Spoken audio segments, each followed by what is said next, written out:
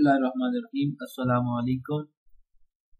I am Zulfiqar Bukhari. Welcome to Zulfiqar TV. I hope कि friends आप तमाम लोग खैरियत से होंगे। फ्रेंड्स आज मैं एक और इसका पार्ट लेकर पार्ट 2 शॉर्ट यूजफुल फ्रेजेस का दूसरा पार्ट लेकर आपके सामने हाजिर हूँ।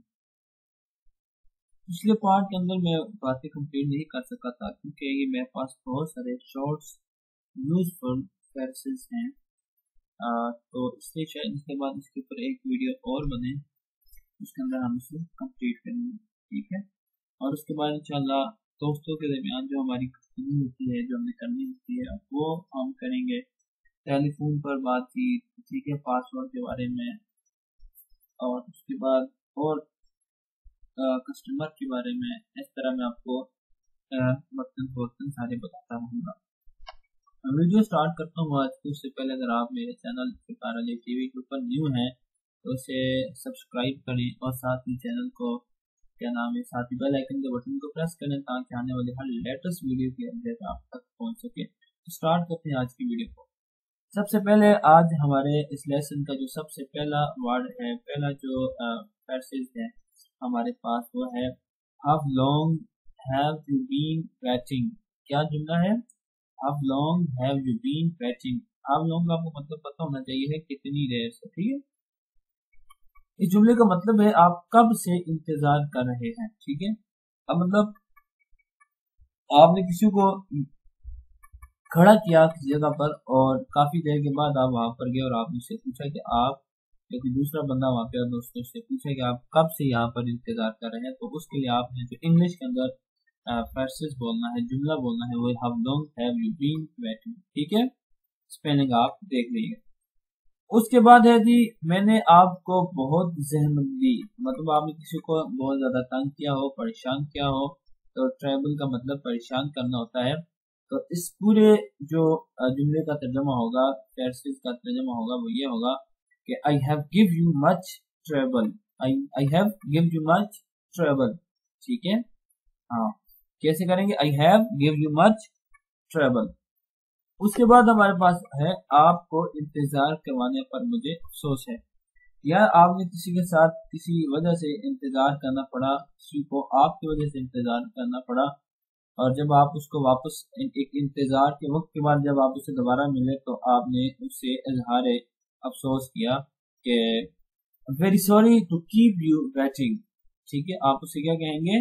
Very sorry to keep you waiting, ठीक है। ये आप स्पेलिंग देखें, PERYSORRYTOKEEPYOUWITING,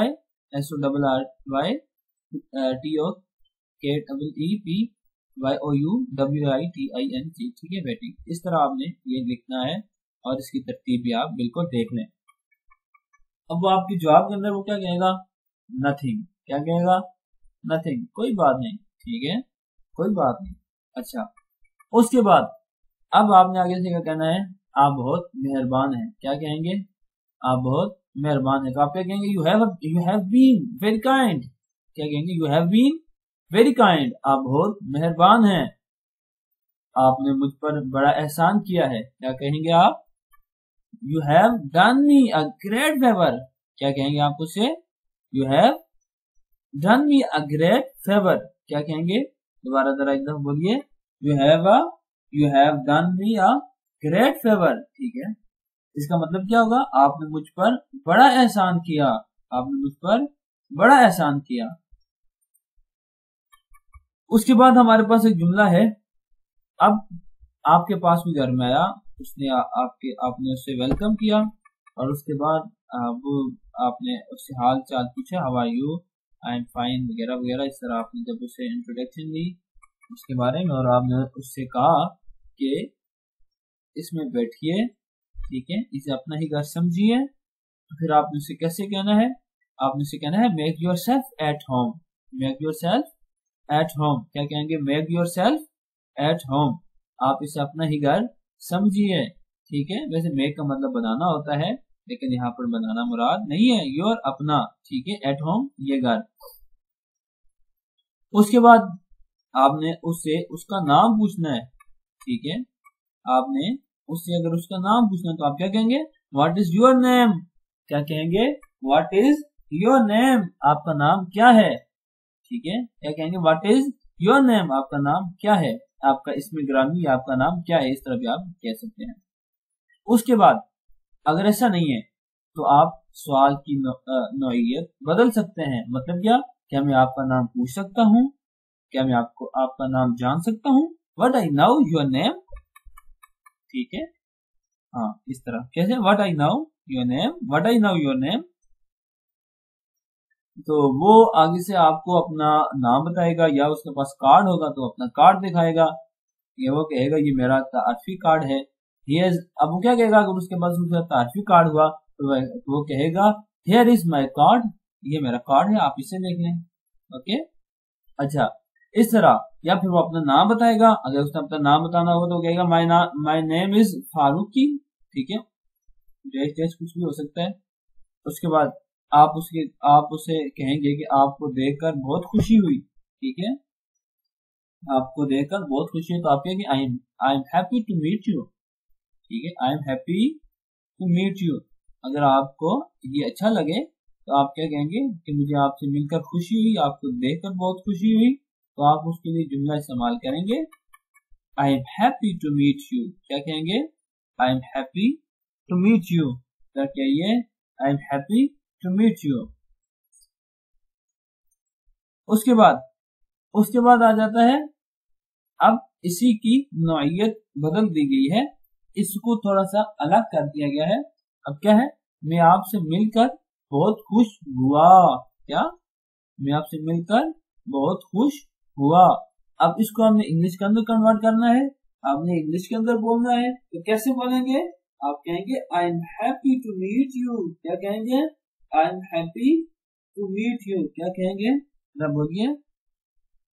پچھلے جملے کے اندر بھی یہی ہے, لیکن اب وہی چیز ہے, لیکن تھوڑا سا صرف اس کی نوعیت بدلی ہے, لفظ سیم وہی استعمال کیا جاتا ہے. اس کے بعد اور میں بھی خوش ہوا, اس نے آگے سے کیا کہنا ہے جواب, میں بھی خوش ہوا.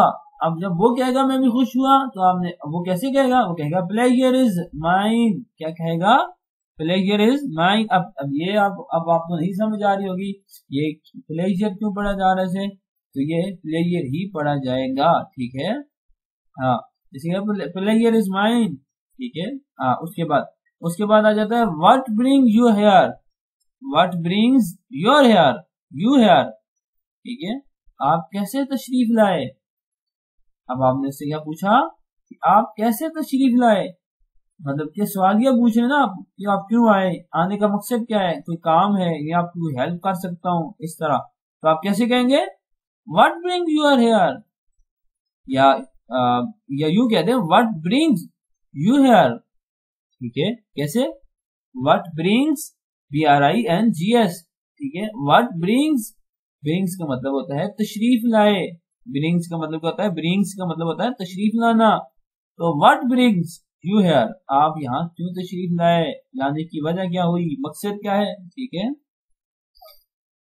اس کے بعد آپ کس سے ملنا چاہتے ہیں, ٹھیک ہے, آپ یہ بھی پوچھ سکتے ہیں آپ کس سے ملنا چاہتے ہیں, تو آپ کیسے کہیں گے whom to you want to see, whom to you want to see. کیسے پوچھیں گے whom do you want to see. اس کا مطلب کیا ہوتا ہے آپ کس سے ملنا چاہتے ہیں. آپ کو میں نے بتایا بھی تھا جب ہم نے پیچھے یا ہوم پڑھا تھا کہ یہ جو W ہوتا ہے یہ سائلنٹ ہو جاتا ہے, ہوم والا WHOM سے جو H سے پہلے W ہے یہ سائلنٹ ہو جائے گا. تو ہم اس کا پڑھیں گے whom do you want to see, ٹھیک ہے. to you کا آپ کو مطلب پتا ہے, want چاہتے ہیں, to see دیکھنا چاہتے ہیں یا ملنا چاہتے ہیں, تو اس کے لیے ایک ہی ورڈ یوز ہوگا, وہ ہوگا see.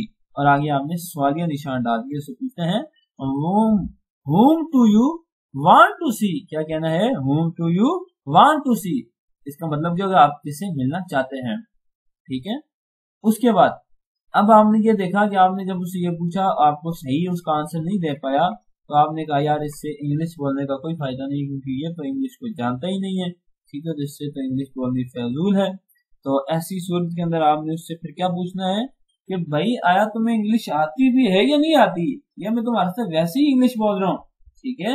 تو اگر آپ مجھ سے یہ پوچھنا چاہتے ہیں بھائی تمہیں انگلش آتی ہے, تو آپ اسے کیسے پوچھیں گے या पूछना चाहते हो या पूछना चाहती हो, ठीक है, जैसे भी है, आप फीमेल है या मेल है, या आप जिससे पूछ रहे हैं वो जो कुछ भी है, तो आप कैसे, क्या आप अंग्रेजी बोल सकते हैं, कैसे पूछेंगे, क्या आप अंग्रेजी बोल सकते हैं, तो इंग्लिश के अंदर आप कहेंगे डू यू स्पीक इंग्लिश, क्या कहेंगे, do you speak English. Speak का मतलब होता है बोलना, और डू यू का मतलब डू कर सकते हैं, बोल सकते हैं, डू यू स्पीक इंग्लिश, आप इंग्लिश बोल सकते हैं, कैसे, डू यू स्पीक इंग्लिश।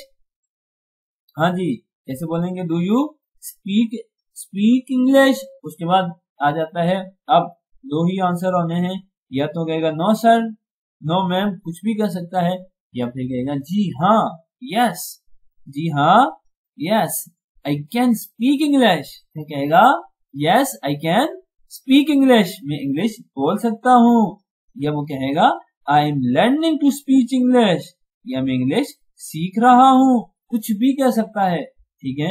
अगर उसने ये कहा कि I am learning to speak English, तो आपने फिर उसको तंग नहीं करना, बल्कि उसे कहना है I am also to learning to speak English, मैं भी तो इंग्लिश सीख रहा हूँ, मैं भी इंग्लिश सीख रहा हूँ, ठीक है।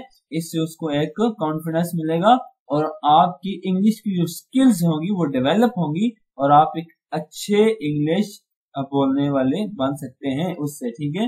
तो आपको जितने ज्यादा इंग्लिश बोलने वाले बनेंगे, आप उनके साथ अपना रिहर्सल करेंगे, रिहाज करेंगे, बार बार बोलेंगे, तो उससे आपकी इंग्लिश जो होगी, आपकी उसकी इंग्लिश की इम्प्रूवमेंट बहुत ज्यादा होगी, और आप एक अच्छे इंग्लिश बोलने वाले माहिर एक्सपर्ट बन सकते हैं, ठीक है।